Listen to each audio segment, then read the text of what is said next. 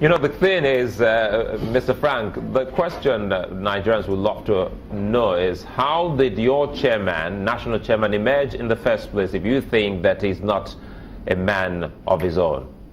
Well, I can tell you clearly, as at when the national chairman emerged during the last convention that brought all of us together, you know, some of us as at that time believe, because it's an elder statesman, we believe as at that time, you know, we're bringing a man that can really bring this party together as at that time.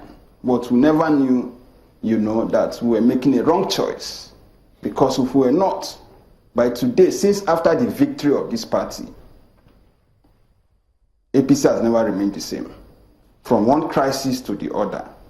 Do you put the blame? Even as at that time that do you put the blame on the emergence of the chairman? Do you hinge that on the emergence of the chairman? Because for so many people, they still put the blame on different pockets of, you know, sections of your party. For John Odigoyegu and the Ondo debacle, the issue has to be with those who were outsmarted, and they're putting the blame on the doorstep of the chairman.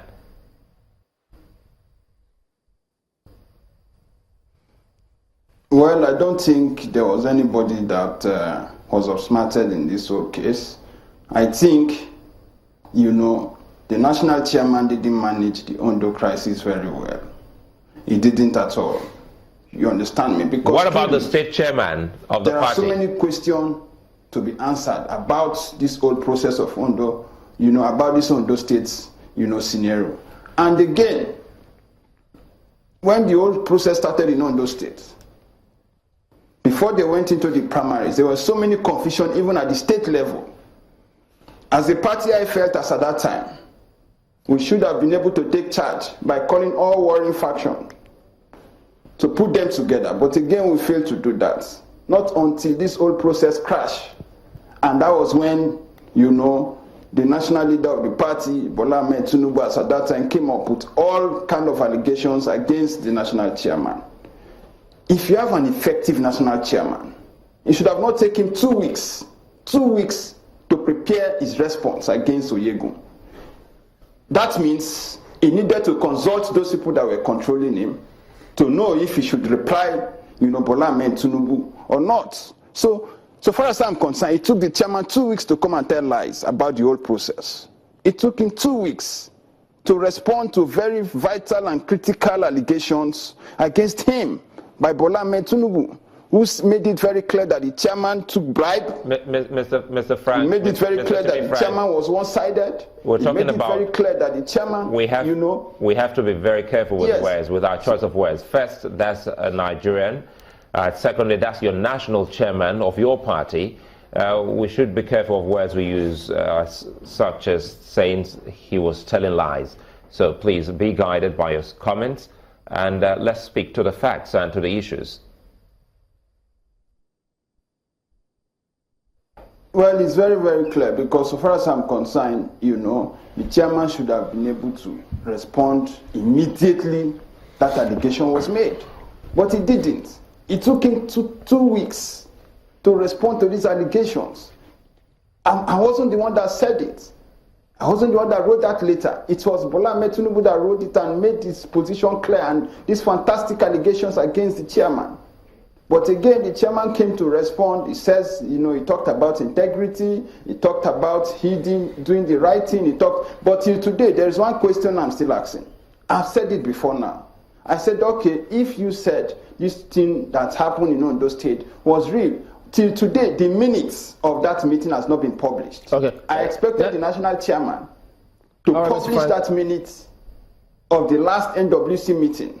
We'll take it from there. But up till now, Mr. Frank, just a minute. But having listened to the chairman a moment ago, where he did say, look, he's been together with for a long time with the former governor, your party leader, Bola Tinubu. And look, these are mere disagreements which he says are normal in politics. So could we infer that some of these things are being blown out of proportion?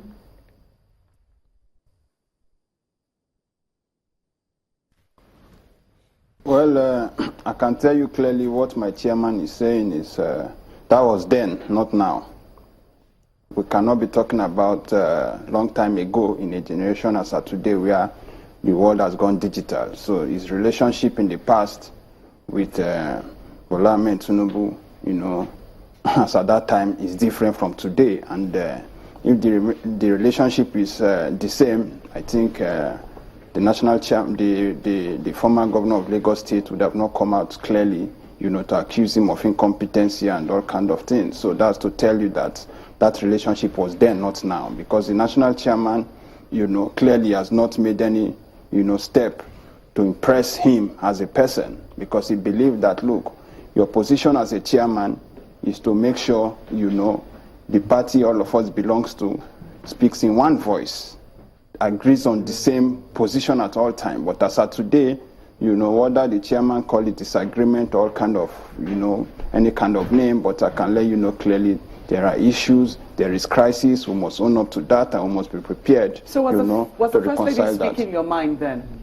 Well, this is something I never wanted to go into, but I've made my position clear as soon as she made those provisions, you know, those statements. I issued out a statement, you know, earlier on to say, well, to me, I think what she did not mean, you know, she did not come up with any clear statement, you know, to neither discredit her husband or discredit the party, but I think she's only concerned about the well-being of the party members. So I think I'm in the same page. Everybody have their own different views about. Some say she should have kept quiet. Some said, you know, but so far as I'm concerned, you know, I can tell you clearly, you know, that is our position is mostly, that is one position that every party member, I believe, will agree with her, you know, for what she said. And as a person, I can tell you clearly, you know, I'm in support with that position that she came up with. So would you be seeking the intervention of the president in terms of settling whatever squabbles are currently going on in the party? Do you think he's the only one that holds the key?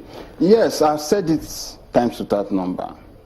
I've said the president has to break his silence on issues that bothers the party. He should not, at this point in time, leave the party to resolve this internal wrangling, because the party himself has shown incompetency to resolve these problems. So the president should break his silence, you know, to come into this issue and take charge and say, look, if the chairman is the problem, okay, chairman, step aside and let's bring in a new national chairman that can, you know, because again, let me tell you, why we're having some of these problems is because we don't have, you know, a BOT in place. The purpose of having a BOT is when the National Working Committee cannot resolve issues. The only place you can run to is to take your case to the BOT. And that is why, you know, I wish the BOT was in place and we have a competent BOT chairman. He should have been able to reconcile and bring everybody back in place. But till today, as I speak, we've agreed since over January, February, that we must put some of these you know, institutions in place within the party.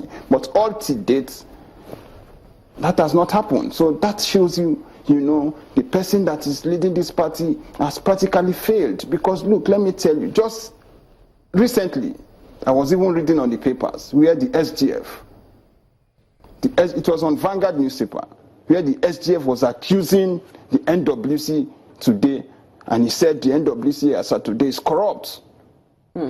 So in the process of it trying to, you know, reconcile the case in Delta states, because there is a very big crisis also in Delta. The party is now, we have two factions in Delta states. So the SGF felt we cannot keep quiet. Let's reconcile these issues in Delta. And that is why he summoned for a meeting before the national vice chairman of the party. He made that statement before, you know, Shegoni, that he was accusing every one of them for being corrupt. How do you see your party faring then in the Ondo elections? In the face of the squabbles, do you see victory for any candidate that eventually emerges or is recognized by, well, we understand the candidate has already been recognized by INEC and will definitely run in that election. But how do you see the fate of the party? I pray the case of Ondo should not be the case of Bayelsa. I pray, because we cannot go into an election in Ondo State with a divided house. Because whether you like it or not, I must make it very clear to you. some certain members of the party in Ondo State are aggrieved. They are very, very aggrieved.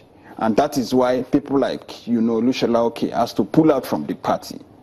Why should we allow that as a party? I believe after the whole process, went bad, we should have taken charge to still beg all party members to put reconciliation committee in place, to go around and beg these people so that everybody should be able to work as one. But again, the party still failed to do that. And today, that was the reason why we lost, because of the incompetence of Oyegun to put some of these things in place. And that was why we lost Olushola Oke. And let me tell you, there are a lot of persons who are sitting, I'm talking to some of them, and they are all telling me clearly that they are not going to vote APC.